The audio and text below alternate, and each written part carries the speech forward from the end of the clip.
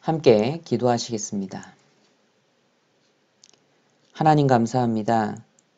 죽어 지옥 갈 수밖에 없었던 불쌍한 저희들을 주님 십자가의 보혈로 영원한 속죄를 이루어 주시고 사흘 만에 부활하셔서 우리의 구원을 확증하여 주신 것을 감사드립니다.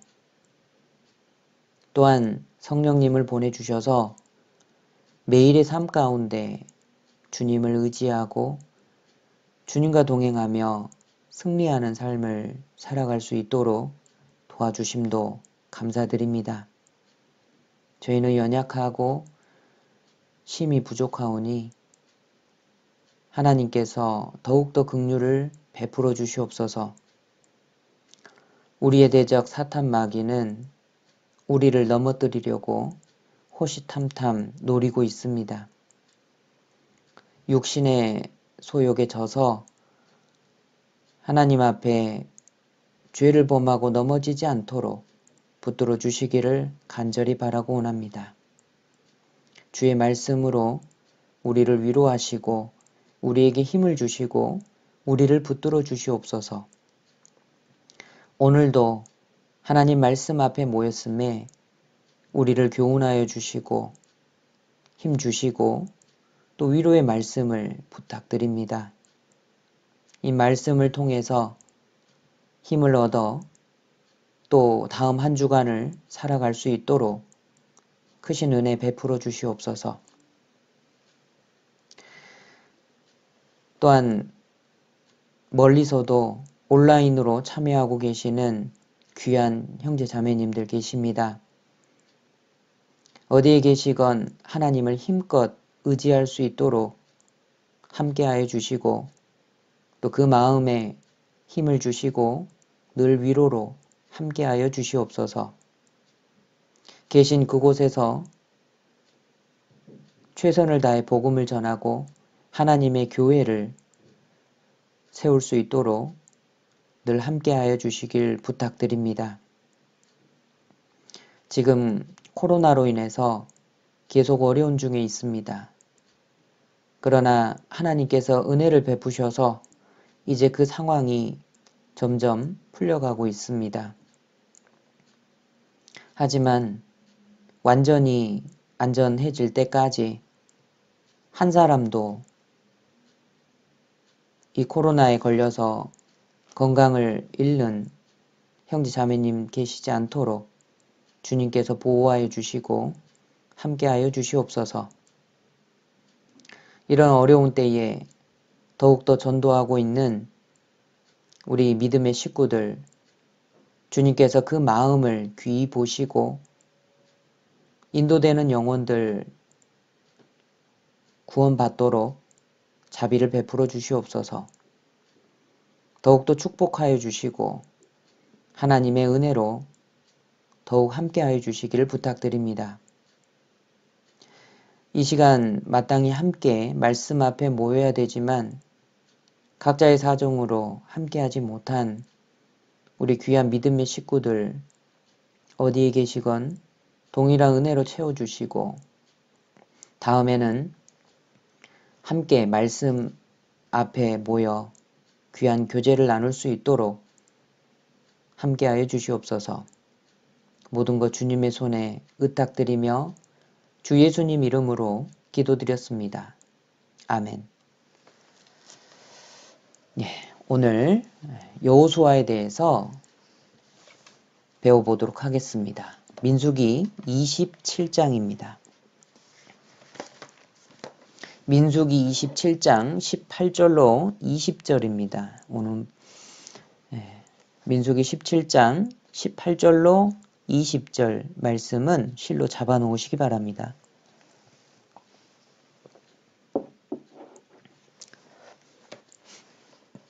민수기 27장 18절로 20절 찾으셨으면 함께 읽도록 하겠습니다.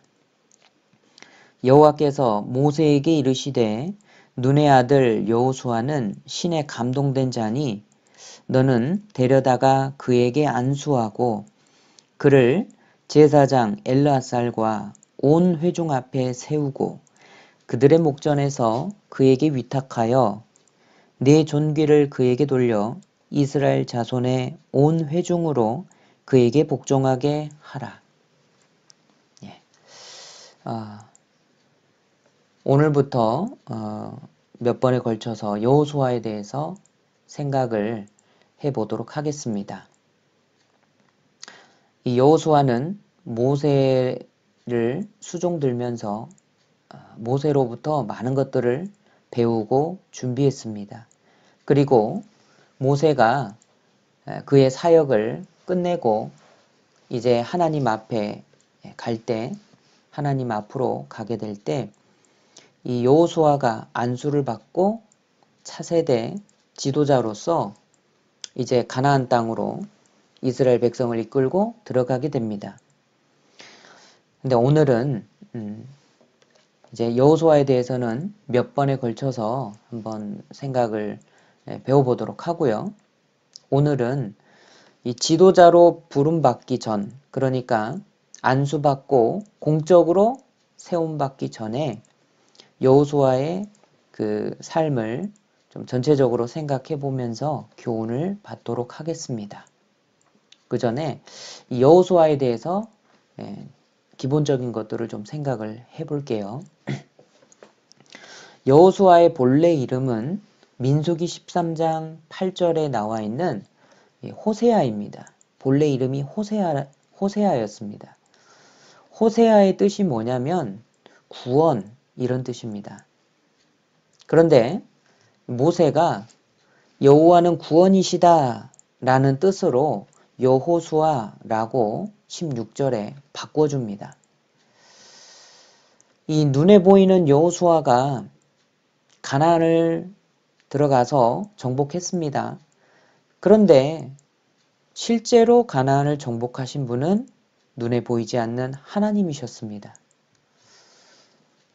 이 여호수아를 통해서 요단물을 가르고 여리고성을 무너뜨리고 그리고 아이성을 격파하고 가나안의 모든 거민을 쳐부순 분이 하나님이신 겁니다. 그러니까 이 이름 뜻과 이 전체적인 그 사건들을 쭉 생각해 보면요. 이게 무엇을 뜻하냐면 여호와 하나님만이 진정한 구원자가 되신다. 이거를 여호수아는 설명해 주고 있는 거예요. 이 여호수아를 헬라식 이름으로 바꾸면 예수가 됩니다. 그래서요. 이 여호수아는 예수님의 모형입니다. 마태복음 1장 21절에 아들을 낳으리니 이름을 예수라 하라. 이는 그가 자기 백성을 저희 죄에서 구원할 자이심이라. 그래서 여호수아는 예수님의 모형이 되는 거예요. 여호수아가 지상의 모든 원수들을 정복했습니다. 그런 것처럼 예수님은요. 죽으시고 부활하심으로 말미암아 사탄의 세력을 완전히 정복했습니다. 또 여호수아가 이스라엘을 가나안으로 인도해 드립니다. 그리고 안식을 이스라엘에게 주었습니다. 이것은 예수님께서 우리를요, 영원한 안식과 승리로 인도하실 거에 대한 모형인 거예요.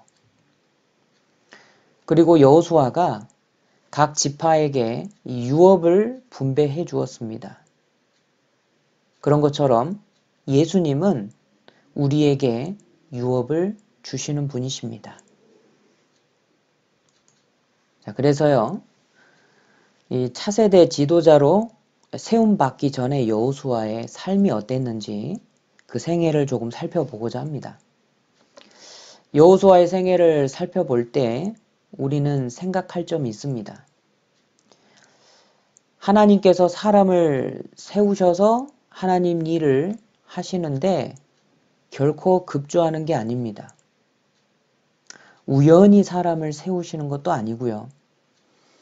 하나님의 놀라운 능력으로 정말 어떤 그냥 관련 없는 사람을 급조하셔가지고 쓰시지 않는다라는 겁니다.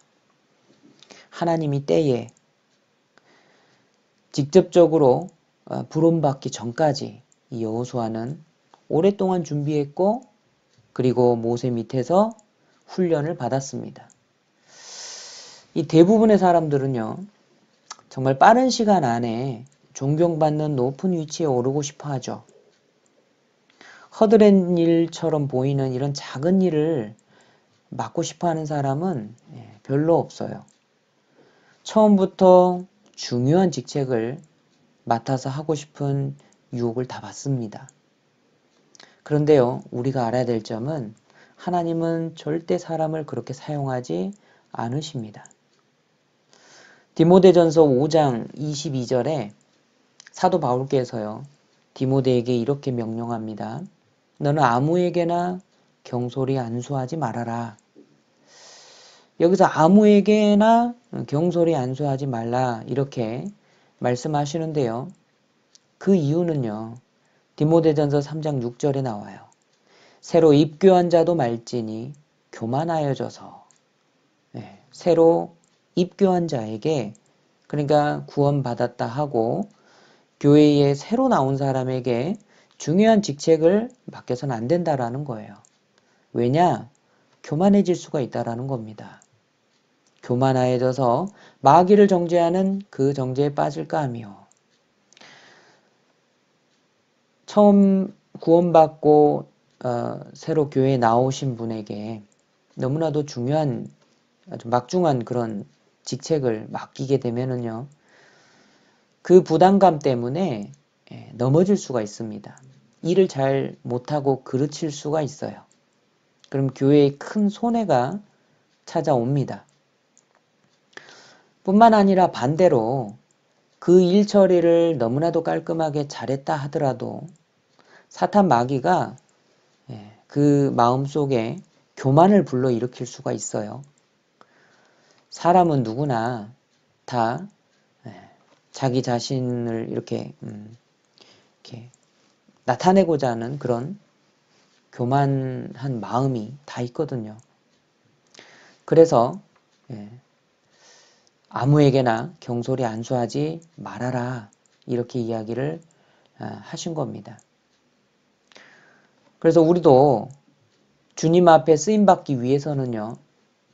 하나님 앞에 자기의 그 그릇을 얼마나 클지 얼마나 귀할지 잘 모르지만 자기의 그릇을 준비하는 과정이 필요합니다.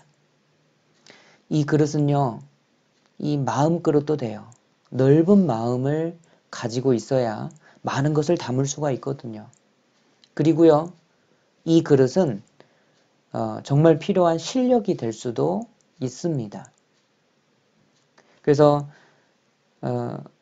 예를 들어 통역의 일을 맡기를 통역을 하기를 원하는 사람은 정말 그 통역을 실시하기 전까지 통역 봉사를 하기 전까지 언어에 대해서 또 성경에 대해서 그리고 그에 합당한 마음가짐에 대해서 준비하는 과정이 꼭 필요할 겁니다. 베드로전서 5장을 보시죠.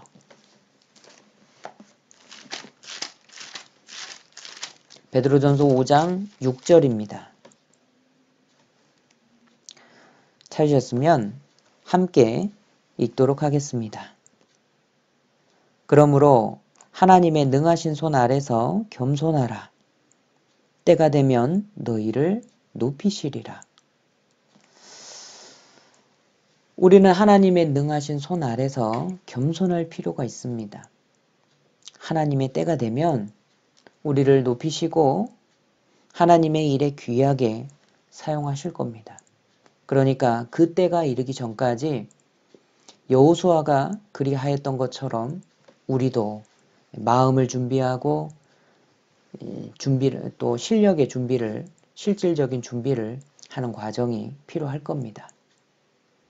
이것은요 현재 내가 어느 위치에 있건 나에게 주어진 현재 직무에 충성되이 일할 필요가 있다라는 것을 말씀드리는 겁니다. 지금 주어진 이 일에 충성되이 행할 때 더 크고 더 합당한 일을 하나님께서 주실 겁니다. 여호수아는 차세대 지도자가 되기 전에 경험해야 될 그 요소들을요, 실제로 경험했습니다. 그 경험함으로 준비를 했습니다. 르비딤에서 아말렉과 전투를 경험하면서 영적 전투 문제에 대해서 준비했고요. 그리고 모세를 섬김으로 하나님에 대한 섬김에 대해서 배웠고요. 그리고 염탐꾼으로, 그러니까 정탐꾼이죠. 가나안 땅에 땅을 탐지하러 정탐하러 갔다가 보고하는 과정에서 믿음이 왜 필요한지, 그리고 하나님 앞에 순종하는 것만이 그 기업을 얻을 수 있다라는 것을 배웠습니다. 그리고 하나님 앞에 모세의 안수를 받고 공적으로 자신의 사역을 위임받았습니다. 이게 얼마나 중요한 것이고 하나님 앞에 질서가 얼마나 중요한 것인지 알게 되었습니다. 차근차근 살펴보도록 하겠습니다. 르비딤에서 아말렉과 전투를 치릅니다. 출애굽기 17장으로 가겠습니다. 출애굽기 17장 13절 그리고 16절입니다.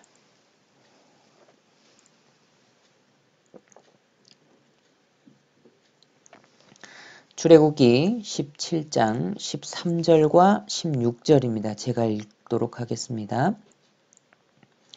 여호수아가 칼날로 아말렉과 그 백성을 쳐서 파하니라. 16절입니다. 가로되 여호와께서 맹세하시기를 여호와가 아말렉으로 더불어 대대로 싸우리라 하셨다 하였더라. 이 르비딤에서 아말렉과 전투를 치르게 됩니다. 이 경험으로 이 여호수아가 깨달은 거는요, 아말렉은 타협의 대상이 아니구나 라는 걸 알았어요. 반드시 싸워서 이겨야 하는 적이다. 이거를 깨달은 겁니다. 아말렉은요, 우리 육신을 설명합니다. 우리 육신도 타협의 대상이 절대 될 수가 없는 거예요. 누구나 살아있는 사람이라면 육신이 있기 때문에 이 육신의 소욕은 없어지지 않습니다. 로마서 7장 21절로 23절에 보면요. 내가 한 법을 깨달았노니 곧 선을 행하기 원하는 나에게 악이 함께 있는 것이로라. 자, 내 마음은요. 하나님 앞에 선을 행하기를 원합니다. 그런데 나에게 악이 함께 있다라는 거예요. 22절에 내 속사람으로는 하나님의 법을 즐거워하되 내 영혼의 법은 하나님의 법을 따라 준행하기를 원합니다. 그런데 내 지체 속에 또 다른 한 법이 있는데 그게 육신의 소욕인 거예요. 자, 이 지체 속에 내 몸에 있는 내 육신에 있는 또 다른 법이 죄의 법 아래로 나를 사로잡아 오는 것을 본다. 자, 그래서요. 갈라디아서 5장 17절에는 육체의 소욕은 성령을 거스린다.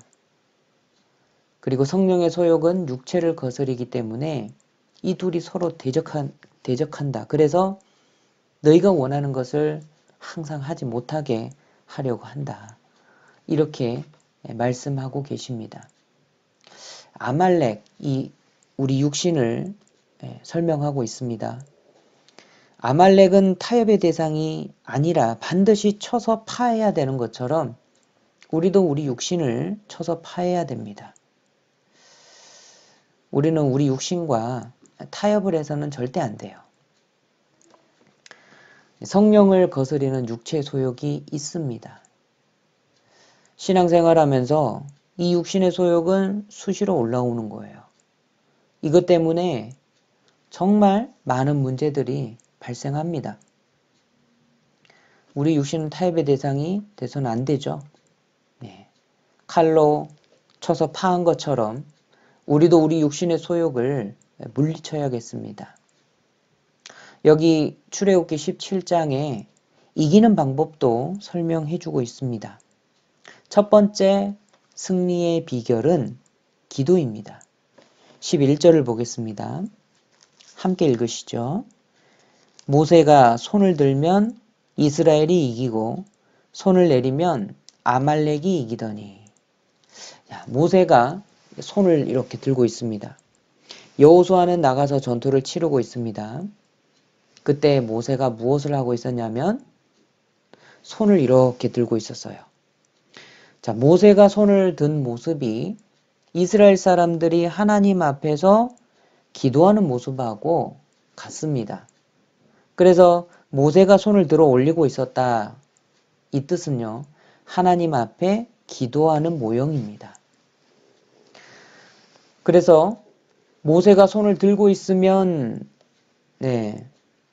이스라엘이 이기고요. 모세가 손을 내리면 바로 아말렉이 이기는 겁니다. 그러니까 내 육신과의 싸움은요, 기도할 때 이기고 기도를 그치는 순간 그 즉시 지기 시작하는 겁니다. 이 사람은요, 육신이 있잖아요.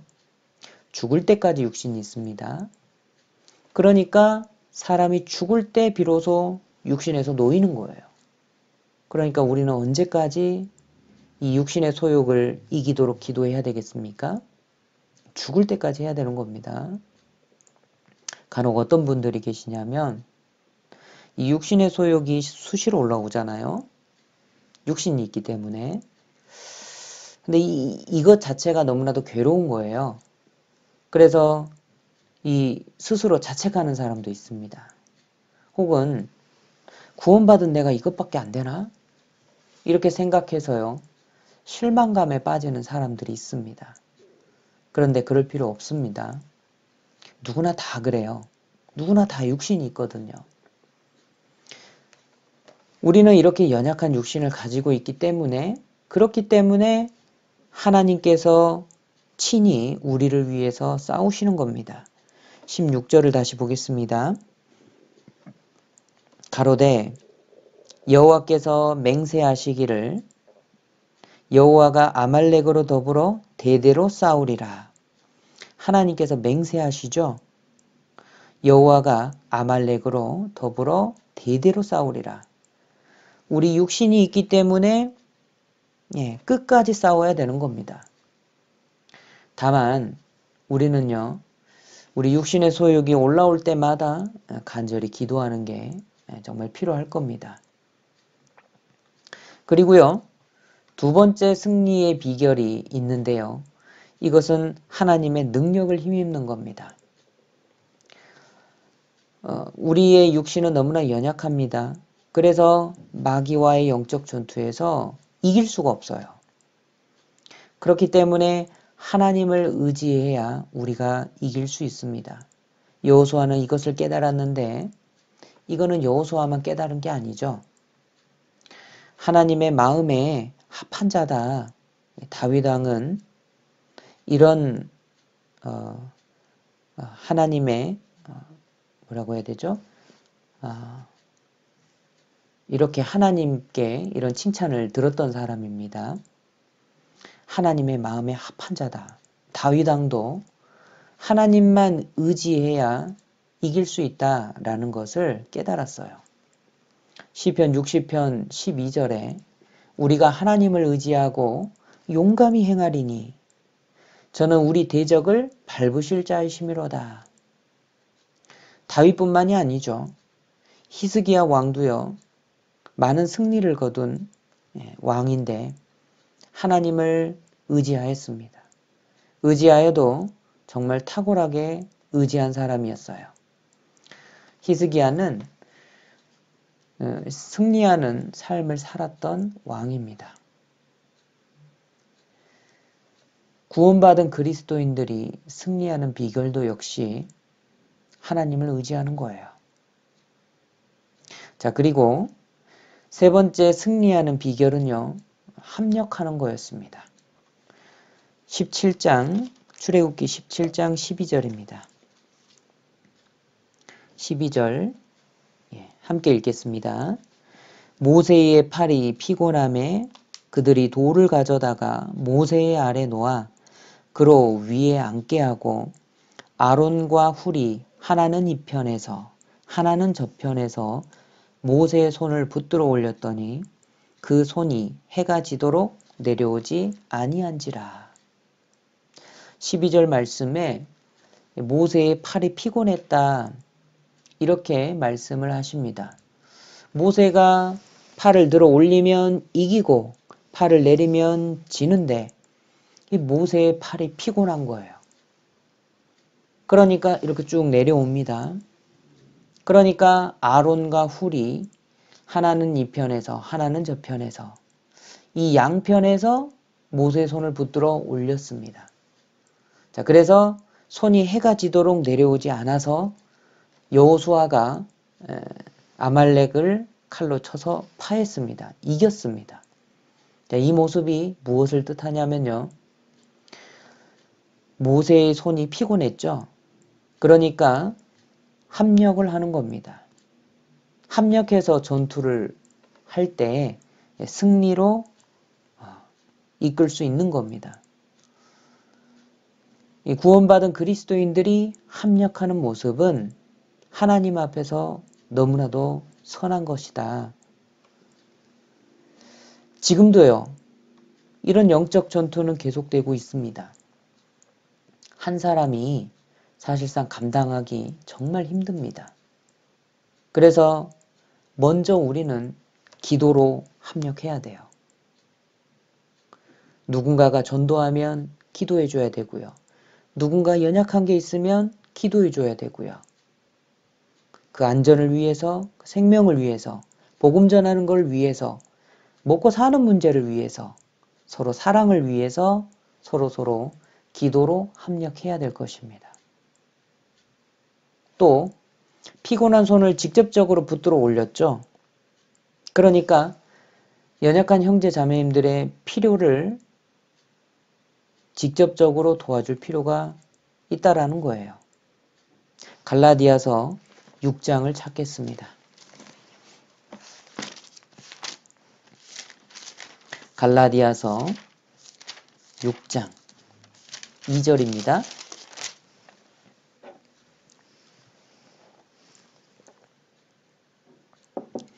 갈라디아서 6장 2절 찾으셨으면 함께 읽겠습니다.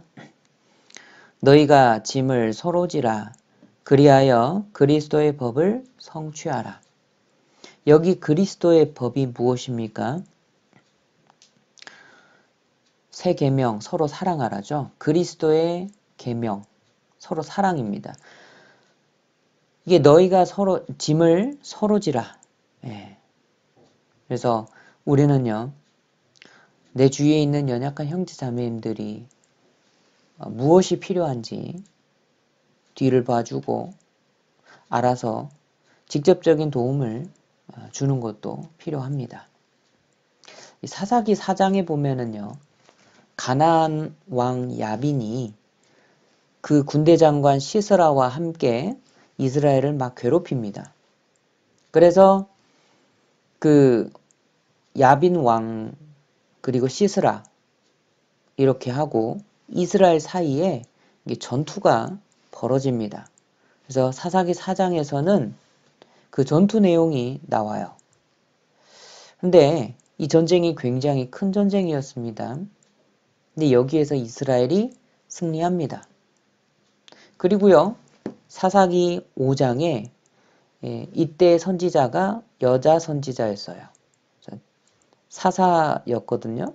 그래서 여사사 드보라가 그 승리하고 나서 이렇게 노래하는 것을 사사기 5장에다가 기록해 놓고 있습니다. 사사기 5장을 가겠습니다. 사사기 5장. 사사기 5장 2절입니다. 함께 읽겠습니다. 이스라엘의 두령이 그를 영솔하였고 백성이 즐거이 헌신하였으니 여호와를 찬송하라.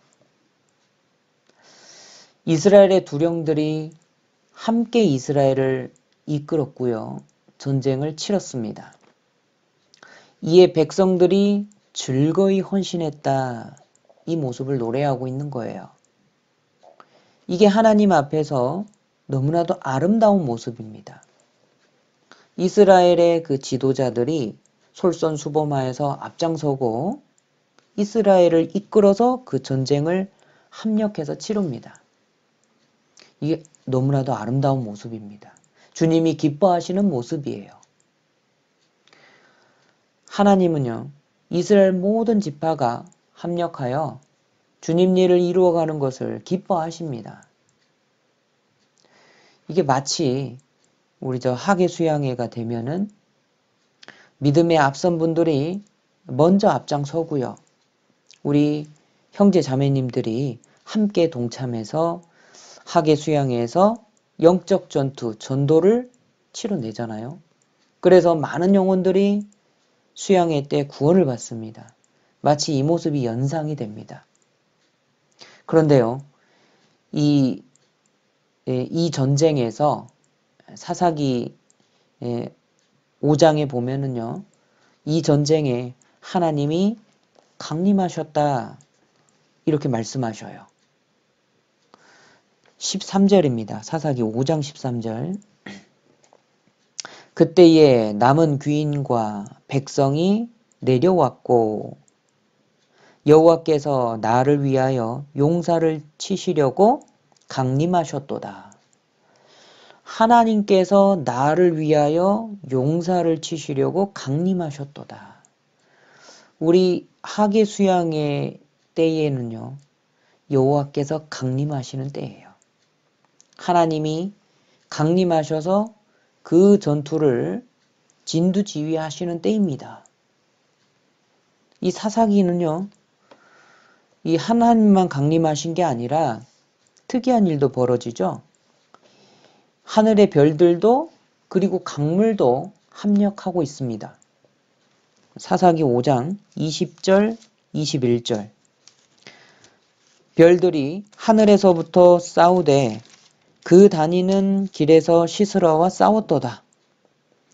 기송강은 그 무리를 표류시켰으니. 됐습니다. 자, 별들이 하늘에서부터 싸웠다. 시스라와 싸웠다라는 거예요. 그리고요, 기송강은 그 무리를 표류시켰다. 초자연적인 일들도 벌어졌던 겁니다.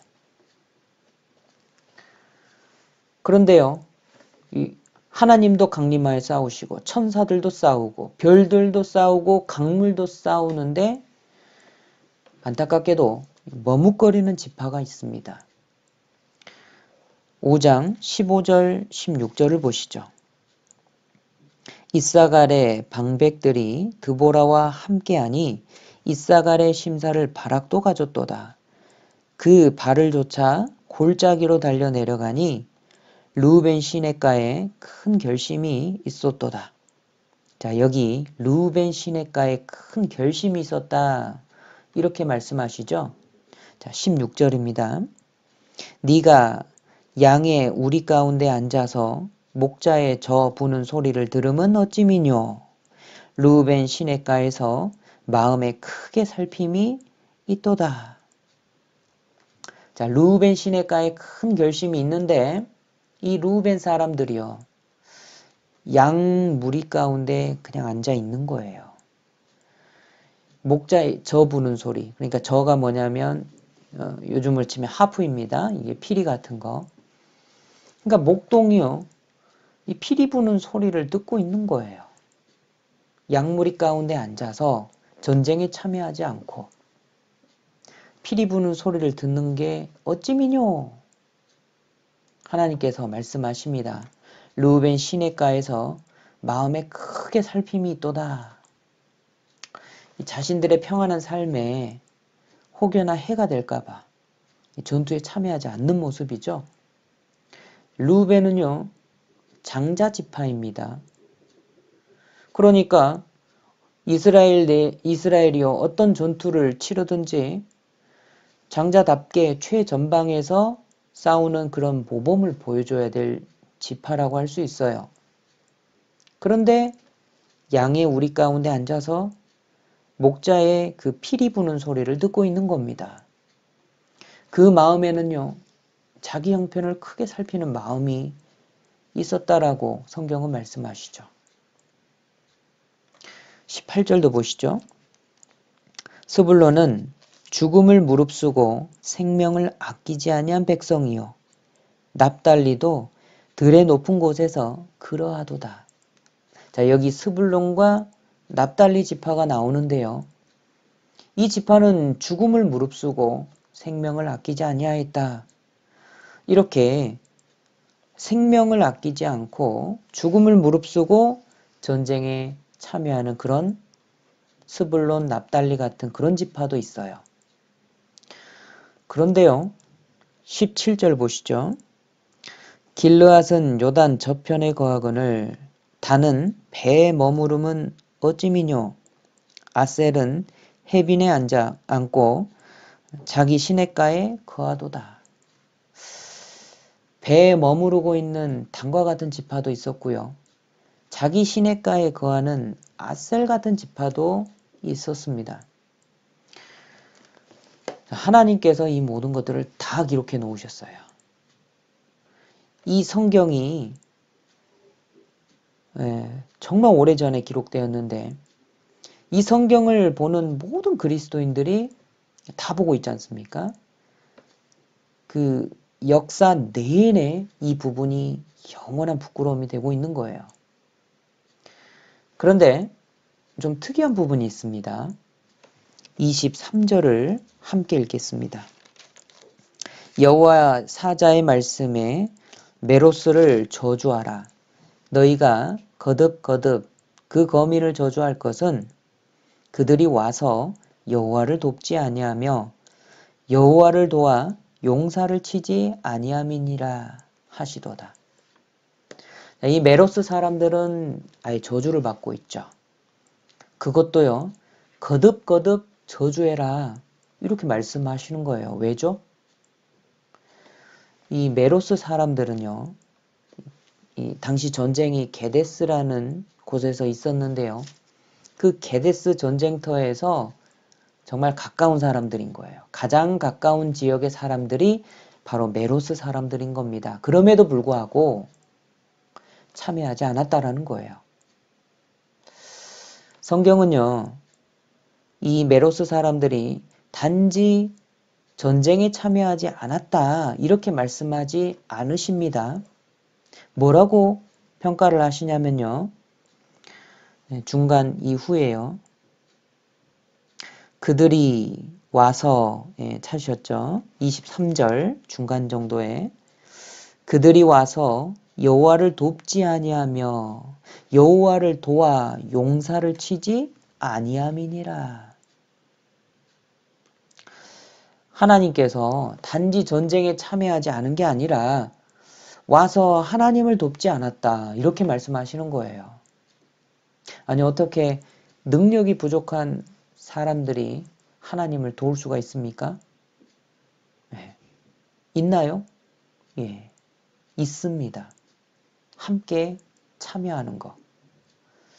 전능하신 하나님께서 처음부터 끝까지 물론 다 하실 수 있습니다. 그런데 하나님은 모든 사람이 합력해서 주님의 뜻을 이루는 것을 정말 기뻐하셔요. 하나님은요, 우리 그리스도인들이 교제로 협력하기를 원하십니다. 시편 133편 1절에 형제가 연합하여 동거함이 어찌 그리 선하고 아름다운고 구원받은 사람들이 한 곳에 모여서 교제하고 여러 형태로 교제하는 그 모습이 너무나도 선하고 아름답다라고 말씀하십니다. 교제로 연합된 무리 가운데서 하나님이 역사하시고 하나님은 그 능력을 나타내 보여주시는 겁니다. 자, 그리고 하나님은요, 그리스도인들이 기도로 합력하기를 원하시는 겁니다.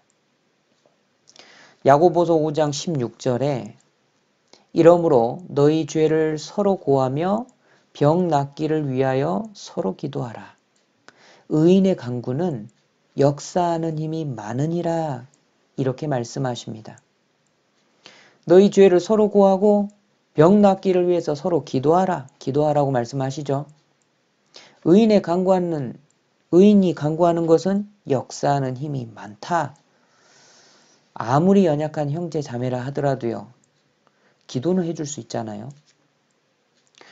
하나님은요. 구원받은 사람의 기도를 들어주시거든요.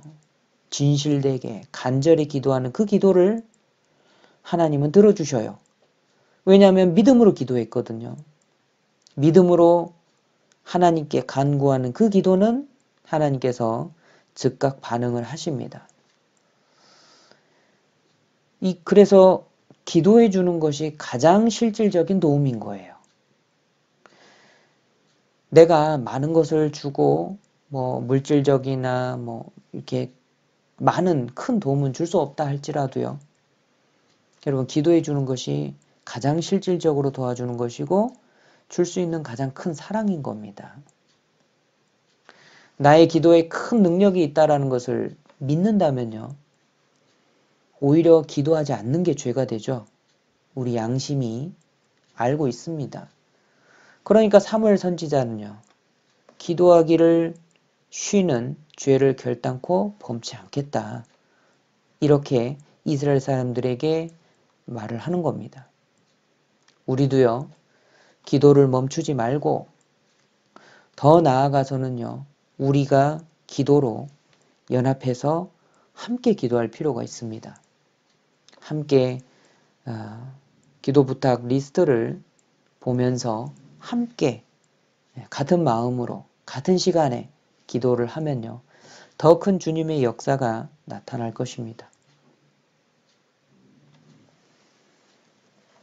그리고 하나님은 우리 그리스도인들이 전도 집회에 실질적으로 이렇게 합력하는 것을 원하셔요. 사도행전 8장에 빌립 집사가 그러니까 예루살렘에 스데반 집사의 그 순교하는 그 일 때문에 예루살렘에 큰 핍박이 납니다. 그래서 사도들 외에는 다 전국 각지로 흩어졌습니다. 이때 빌립 집사도 이렇게 흩어졌는데요. 사마리아에 가게 되었습니다. 가서 복음을 전합니다. 그래서 사도행전 8장 14절에요. 사마리아도 하나님의 말씀을 받았다. 자, 이 소문을 들었습니다. 그래서 예루살렘에 있는 사도들이 베드로와 요한 사도를 사마리아로 보내요. 파송을 하는 거죠.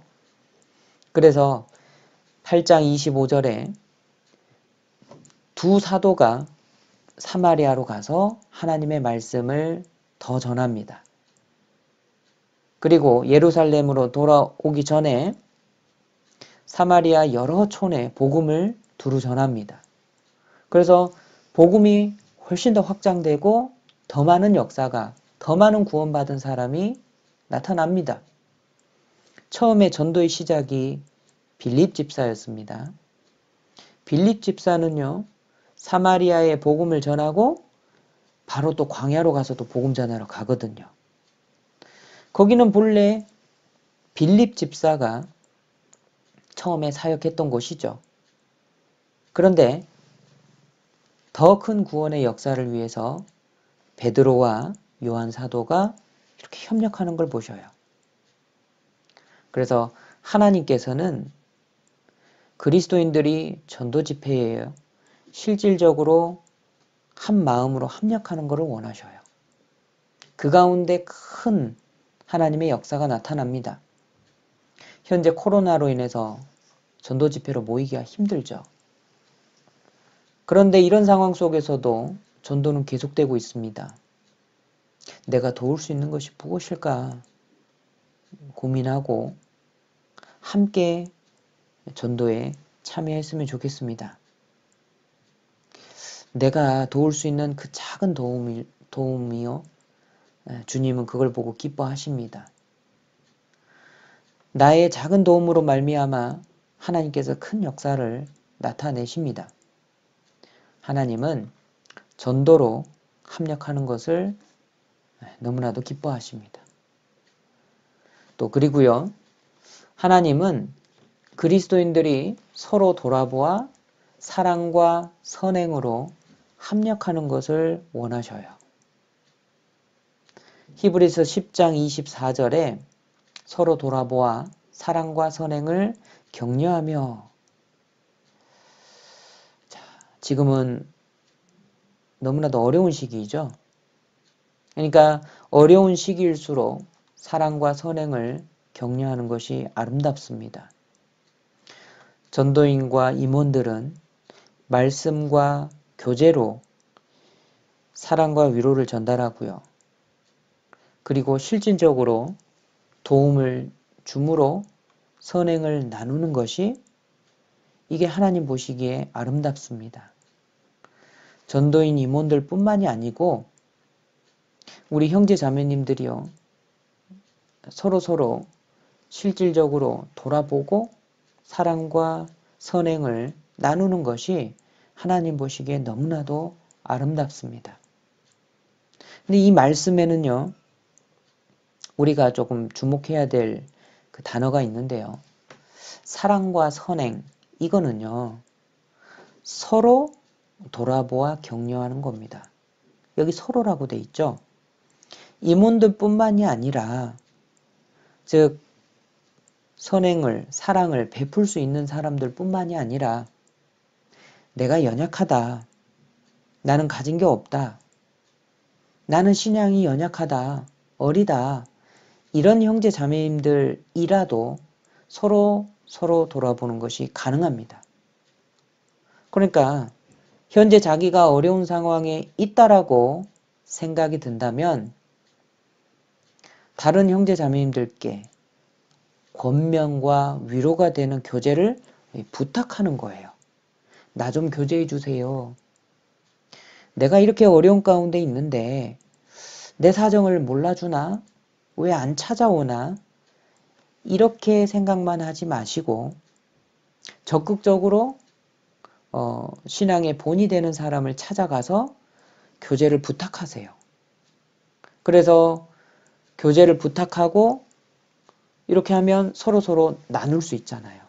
그렇게 사랑과 선행을 나눌 수가 있습니다. 그러니까 신앙생활을 이렇게 잘하는 사람만 사랑과 선행을 줄 수 있는 게 아니고 연약하다라고 스스로를 연약하다라고 생각하는 형제 자매님들도 교제를 부탁함으로 사랑과 선행을 나눌 수가 있는 거예요.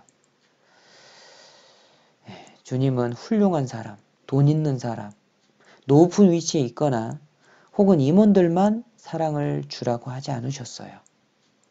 예수님 말씀하십니다. 새 계명을 너희에게 주노니 어떻게 하라고요? 서로 사랑하라. 그래서 하나님은 우리 그리스도인들이 서로 돌아보며 사랑과 선행으로 서로 합력하는 것을 원하십니다. 그리고요. 이 두 번째로 여호수아가 모세 밑에서 이렇게 배웠던 게 수종자로 있었잖아요. 그 수종자로서 경험을 함으로 섬기는 게 무엇인지, 하나님을 어떻게 섬기는 것인지에 대해서 배웠습니다. 출애굽기 24장 13절을 보시죠. 출애굽기 24장 13절 함께 읽도록 하겠습니다. 모세가 그 종자 여호수아와 함께 일어나 하나님의 산으로 올라가며. 자, 모세가 하나님으로부터 율법의 그 두 돌판을 이렇게 받기 위해서 하나님의 명령을 받고 올라갑니다. 올라가는데요. 여호수아가 이 자리에까지 함께 올라갑니다. 정말 오랫동안 올라갔다 왔습니다. 너무나도 오랫동안 있었기 때문에 밑에서는요, 이 모세가 어떻게 되는지 모르겠다. 그래서 우리를 인도할 여호와를 신을 만들어라 라고 아론을 이렇게 겁박해 가지고요, 아론에게 말을 해 가지고 이 금송아지 우상을 만들어내지 않습니까? 그 정도로 오랫동안 40주야를 하나님의 산에 올라가 있었습니다. 그러면 정말 어려운 자리잖아요. 함께 고난을 받았습니다. 더더군다나 모세의 수종자로 모세를 섬기기 위해서 함께 했거든요. 그러니까 이 여호수아는 어려운 가운데서 모세의 수발을 들었던 사람입니다. 주님이 쓰시는 일꾼을 가까이 한 거죠. 모세를 하나님께서 사용하시기 때문에 모세 가까이에서 섬겼습니다. 진짜 주님이 쓰시는 일꾼을 가까이에서 섬기는 이런 기회를 갖게 된다는 것은요, 하나님이 주시는 놀라운 은혜예요. 이 사람이 도대체 어떻게 하나님 앞에 행동하기에 주님께 쓰임 받을까? 그 비결이 무엇인지 옆에서 배우고 본받을 수 있는 계기가 되는 것이기 때문입니다. 이게요, 그 인간적인 그 모습이 훌륭해서 물론 따라갈 수도 있습니다. 그런데 그 인간적으로 훌륭해서 따른다기보다도요, 그 일꾼과 함께 하시는 하나님을 섬기고자 하는 모습이라고 우리는 생각할 수 있어요. 그 일꾼을 섬김으로 하나님을 섬기는 방법을 배울 수 있게 되는 겁니다.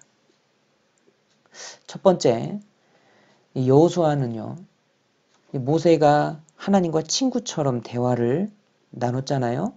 그 모습을 통해서 하나님과의 친밀한 교제가 다른 무엇보다도 중요하구나 라는 것을 깨닫게 되었습니다. 출애굽기 33장 11절입니다. 함께 읽도록 하겠습니다. 사람이 그 친구와 이야기함 같이 여호와께서는 모세와 대면하여 말씀하시며 모세는 진으로 돌아오나 그 수종자 눈의 아들 청년 여호수아는 회막을 떠나지 아니하니라. 이 여호수아는 모세의 수종자로서 모세를 섬기는 것이 무엇보다도 중요합니다. 여호수아는요, 모세의 명령으로 이스라엘 백성들을 실질적으로 돌아보는 게 너무나도 중요해요. 그들을 인도해서 이 무리를 이끌어가는 게 참으로 중요한 일입니다. 또 바쁜 중에서도 가족이 있으니까 가족들을 돌아보는 일이 정말 중요한 일일 겁니다. 그런데요, 여호수아는요, 친구와 이야기한 같이 대면에서 교제하는 그 모세를 봤습니다. 그리고요, 자기 자신도 하나님과 그렇게 되기를 원했어요. 그러니까 이 말씀 중에요, 모세는 진으로 돌아오나 여호수아는 회막을 떠나지 아니하였다. 이렇게 기록하고 있는 겁니다. 우리도요, 가족들을 잘 돌아보고 또 교회 식구들을 잘 돌아보고 맡겨진 봉사의 일을 잘 하는 것이 중요합니다. 그런데요, 그 모든 것보다 더 중요한 것은 하나님과 개인적으로 친밀한 교제를 하는 거예요. 주일, 수요일 말씀과 같이 공적인 말씀을 잘 듣는 거 중요합니다. 뿐만 아니라 매일매일 주시는 만나와 같은 하나님의 말씀을 읽고 있는지, 주님의 음성을 수시로 듣고 있는지 생각해 봐야 됩니다. 하나님께 소소한 것까지 다 말씀드리면서 기도하고 있는지, 그 기도함으로 주님을 기쁘시게 해드리고 있는지 우리는 생각을 해봐야 될 겁니다. 바쁘죠. 너무나도 바쁜 세상입니다. 눈코 뜰 새 없죠.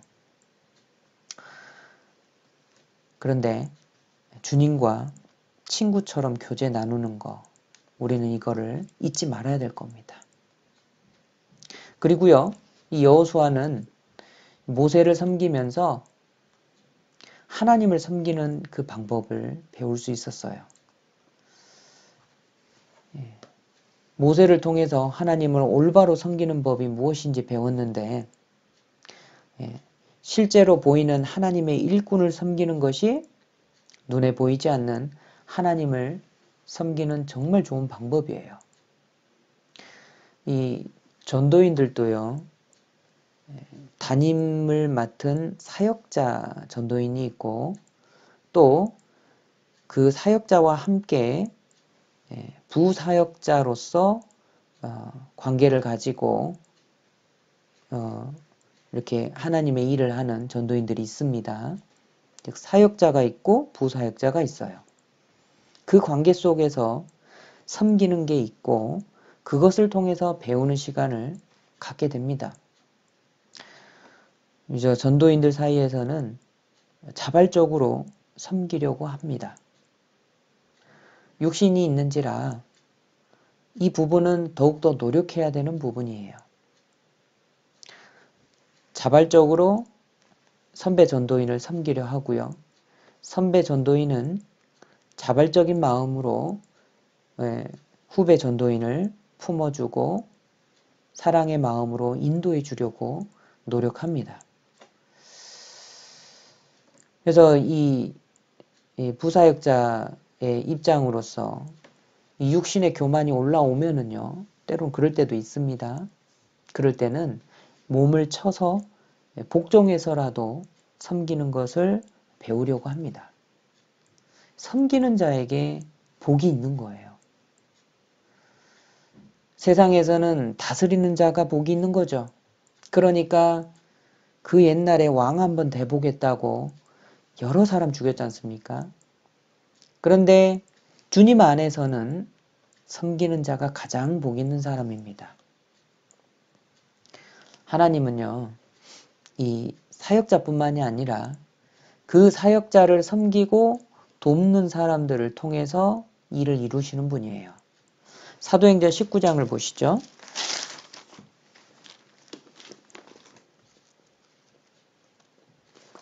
사도행전 19장입니다. 22절. 사도행전 19장 22절. 제가 읽겠습니다. 자기를 돕는 사람 중에서 디모데와 에라스도 두 사람을 마게도냐로 보내고 자기는 아시아에 얼마간 더 있으니라. 20장 4절입니다. 아시아까지 함께 가는 자는 베레아 사람 브로의 아들 소바더와 데살로니가 사람 아리스타고와 세군도와 더베 사람 가이오와 및 디모데와 아시아 사람 두기고와 드로비모라. 자, 우리는요, 사도행전을 보면 이 사도 바울의 전도 역사가 크게 나타나거든요. 그러니까 사도 바울의 큰 전도 역사와 이 선교 열정에만 집중하는 경향이 있습니다. 그런데요, 바울을 섬기면서 함께 동역하는 일꾼들도 있어요. 그들이 있으므로 더 큰 하나님의 복음 역사가 일어났다라는 거 우리는 기억해야 될 겁니다. 이들이 없었다면 사도 바울께서 온전하게 복음을 전할 수 있었을까 생각해 보면요. 사도 바울과 함께 동역하면서 그렇게 도왔던 사도 바울을 섬기며 함께 동행했던 사람들이 얼마나 중요한지 우리는 생각을 해볼 수가 있습니다. 지금도 이거는 마찬가지입니다. 아무리 전도인이 뛰어나도요. 주위에 정말 하나님 앞에 겸손하고 낮아진 사람, 그리고 말씀 전하는 사람을 섬기고 형제 자매님들 섬기고 또 구원받지 못한 그 영혼들을 섬기는 정말 겸손하고 낮아진 사람이 없다면 지금도 하나님의 역사는 일어날 수가 없는 거예요. 구원의 역사는 전도인 개인의 능력이 절대 아닙니다. 하나님은요, 겸손하고 섬김의 낮은 곳에 더욱더 큰 은혜를 부어주시는 겁니다. 그리고요, 스스로 낮은 곳에 그곳에서 섬기는 그 사람을 하나님은 사용하시는 거고 그 사람을 통해서 하나님의 큰 일을 이루십니다. 누가복음 22장에 보면은요. 제자들 사이에서 누가 더 크냐 이런 다툼이 났습니다. 그래서 예수님께서 이렇게 말씀하십니다. 이방인의 임금들은 주관하고 그 집권자들은 은인이라 칭함을 받는다. 그런데 너희는 그렇지 않다. 너희 중에 큰 자는 젊은 자, 즉 어린 자죠. 어린 자와 같고 너희 중에 두목은 너희를 섬기는 자와 같다. 이렇게 말씀해 주십니다. 앉아서 먹는 자가 크냐, 섬기는 자가 크냐? 당연히 세상의 이치로는 앉아서 먹는 자가 크다 할 것인데 그런데 나는 예수님은 섬기는 자로 너희 중에 있다. 세상에서 누가 가장 큽니까? 예수님이 가장 크시잖아요. 그런데 예수님은 우리 중에 어떤 분으로 와 계신다고요? 섬기는 자로 와 계신다라는 거예요. 사람 보기에는 내가 더 크네, 네가 더 크네 이렇게 분분할 수도 있습니다. 그런데 분명한 것은 하나님이신 예수님이 섬기기 위해 우리에게 오셨다라는 거예요. 주님이 나를 섬기실진데 주님께서 나를 섬기실진데 나도 형제 자매님들을 섬기는 것이 마땅하지 않겠습니까? 이렇게 생각하고 애써서 한 계단 더 내려가 봅니다. 우리는요, 하나님 앞에 겸손한 마음으로 정말 계속해서 내려가는 게 필요할 겁니다. 자, 그리고 이 여호수아는요, 가나안을 정탐하고 보고하는 과정에서 믿음과 순종이 정말 중요하구나 라는 것을 배웠습니다. 믿음과 순종만이 가나안 땅에 들어가서 그 땅을 차지하게 만든다라는 사실을 깨달았어요. 이 경험을 통해서 삶을 통해서 깨달은 겁니다. 주님이 이스라엘 백성에게 주시려는 땅, 그 가나안 땅은 젖과 꿀이 흐르는 너무나도 좋은 땅이었습니다. 기름지고 풍성한 땅이었어요. 민수기 13장을 찾겠습니다. 구약 민수기 13장 27절입니다. 민수기를 찾으셨으면 두 번째 실로 민수기 13장을 잡아 놓으시고요. 민수기 13장 27절입니다. 제가 읽겠습니다. 모세에게 보고하여 가로되 당신이 우리를 보낸 땅에 간즉 과연 젖과 꿀이 그 땅에 흐르고 이것은 그 땅의 실관이이다. 자, 이스라엘 정탐꾼들이 이 가나안 땅에 가서 정탐을 하고 왔습니다. 가서 보니까 진짜 젖과 꿀이 그 땅에 흐르더라. 너무나도 좋은 풍성한 땅이다. 이게 그 땅의 실과다 하고 실과도 따온 거예요. 그런데요, 이 여호수아와 갈렙을 제외하고 이 10명의 정탐꾼들은 그 기름지고 풍성한 땅을 보았을 뿐만 아니라 아낙 자손도 봐버렸어요. 13장 28절입니다. 그러나 그 땅 거민은 강하고 성읍은 견고하고 심히 클 뿐 아니라 거기서 아낙 자손을 보았으며, 그 땅 거민은 강합니다. 성읍이 얼마나 튼튼한지 몰라요. 너무나도 큽니다. 그리고요, 와, 기골이 장대한 아낙 자손을 봤습니다. 그거 보니까요, 우리는 메뚜기던데요. 그만 낙담하고 스스로를 메뚜기라고 여기고 이제 모세를 향해서 원망하는 거예요. 다시 애굽으로 물러가려고 했습니다. 14장 2절, 3절입니다. 이스라엘 자손이 다 모세와 아론을 원망하며 온 회중이 그들에게 이르되 우리가 애굽 땅에서 죽었거나 이 광야에서 죽었다면 좋았을 것을 어찌하여 여호와가 우리를 그 땅으로 인도하여 칼에 망하게 하려 하는고, 우리 처자가 사로잡히리니 애굽으로 돌아가는 것이 낫지 아니하랴.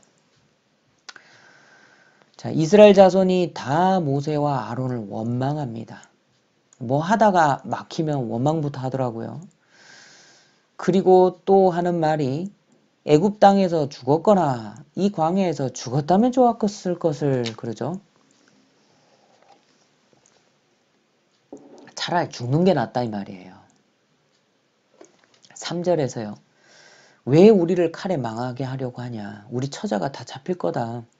그러니까 지금이라도 안 늦었다. 애굽으로 돌아가자. 이렇게 이야기를 하는 거예요. 그런데요, 이 장면을 여호수아와 갈렙도 똑같이 봤습니다.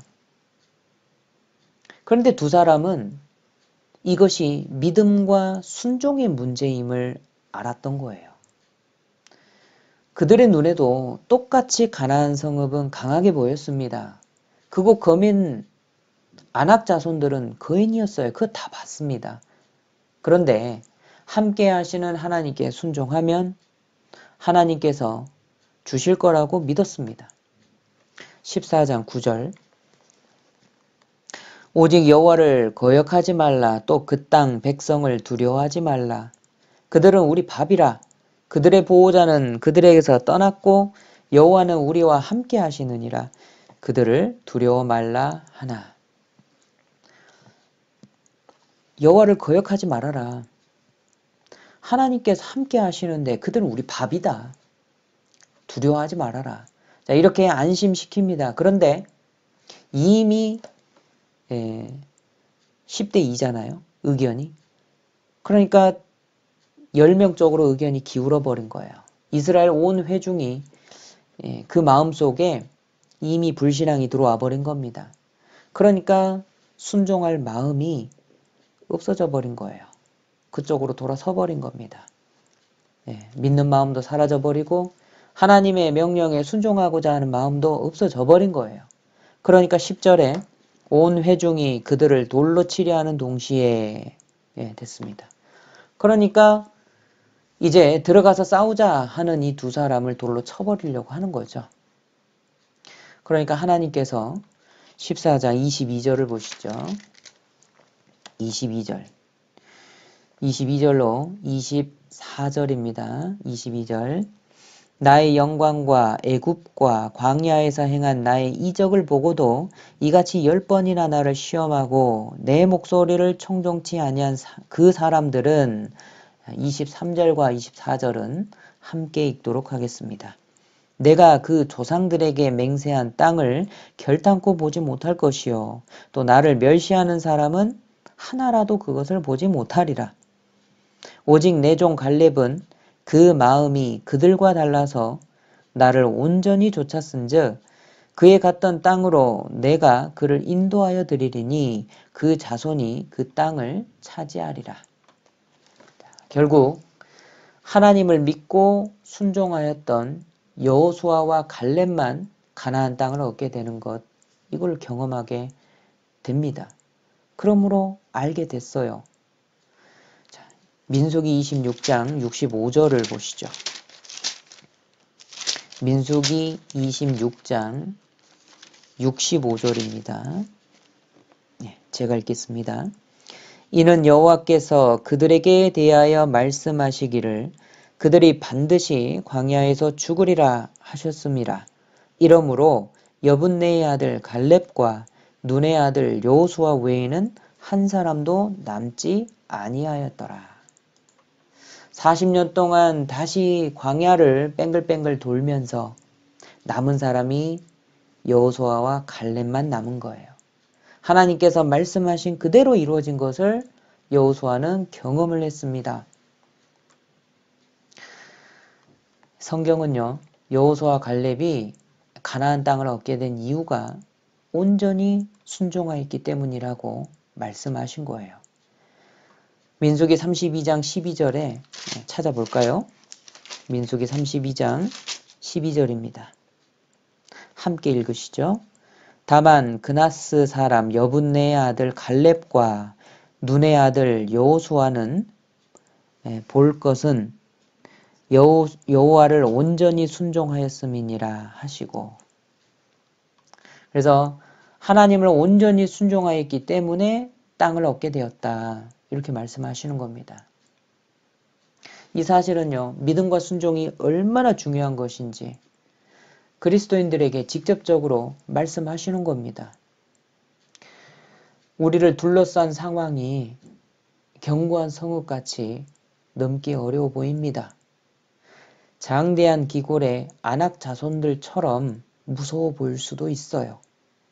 그런데 하나님만 믿고 순종하면 결국 약속하신 상급에 참여할 수 있다라는 겁니다. 또요, 우리가 생각해야 될 게 때로는 정말 아무렇지도 않은 상황인데 우리가 볼 때는 너무나도 두렵게 느껴질 때가 있어요. 이때는 우리는 생각을 해야 됩니다. 하나님께서 나의 믿음을 보기를 원하시는구나. 그렇다면 이건 하나님의 시험일 수도 있겠다라는 것을 생각하고 믿음과 순종으로 넘어가는 것도 필요할 겁니다. 자, 그리고 여호수아는 공적으로 임무를 부여받게 됩니다. 그래서 사역으로 부르심을 받게 되고 위임받음으로 하나님이 세우신 질서 가운데 이스라엘 사람들을 인도하는 겁니다. 그래서 모세로부터 안수를 받고요, 이 권위와 사역을 위임받습니다. 그래서 차세대 지도자로 준비가 됐어요.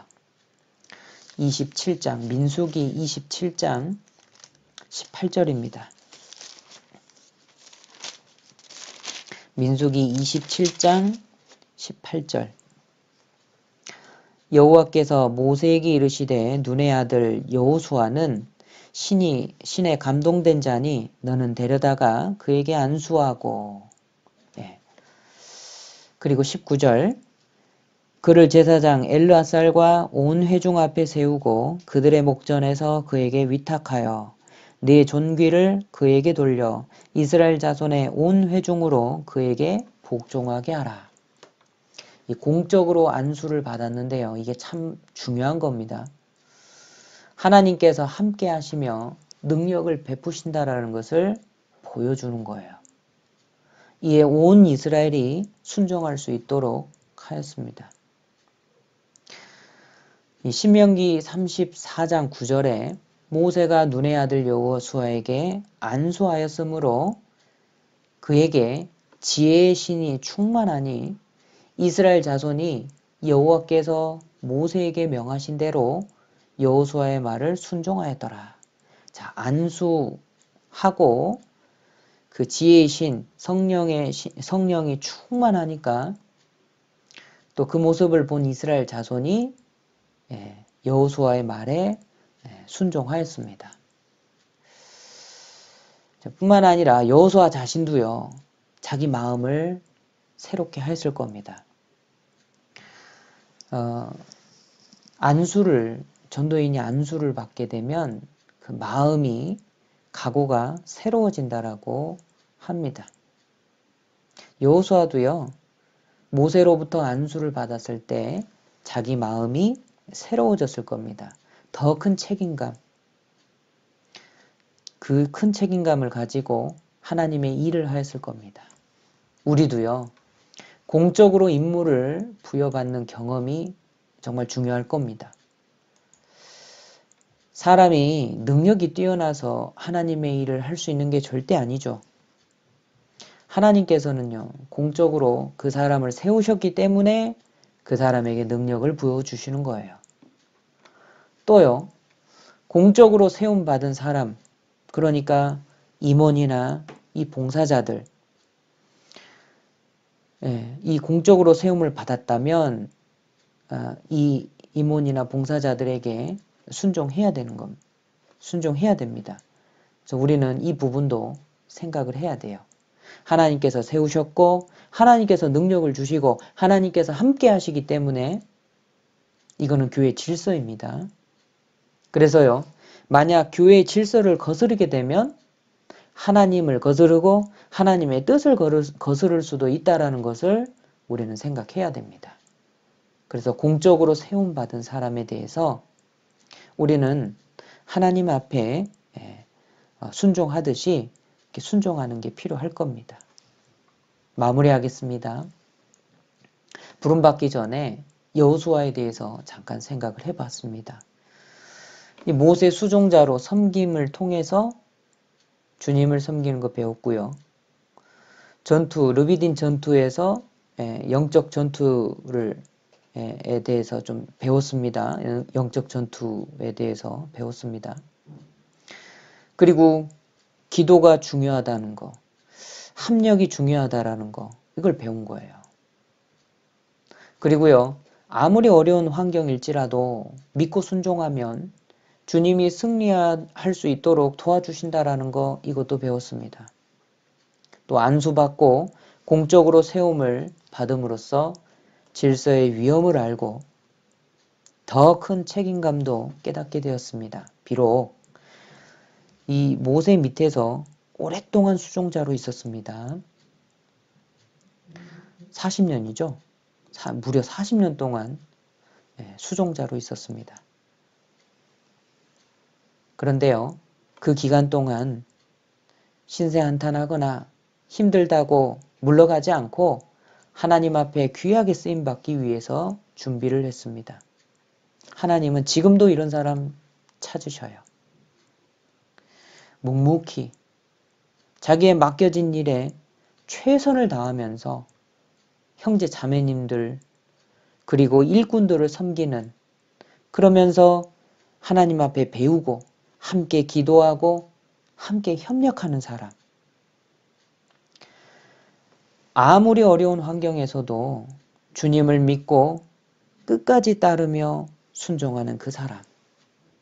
하나님의 눈은 이런 사람에게 언제나 향해 있습니다. 함께 기도하시겠습니다.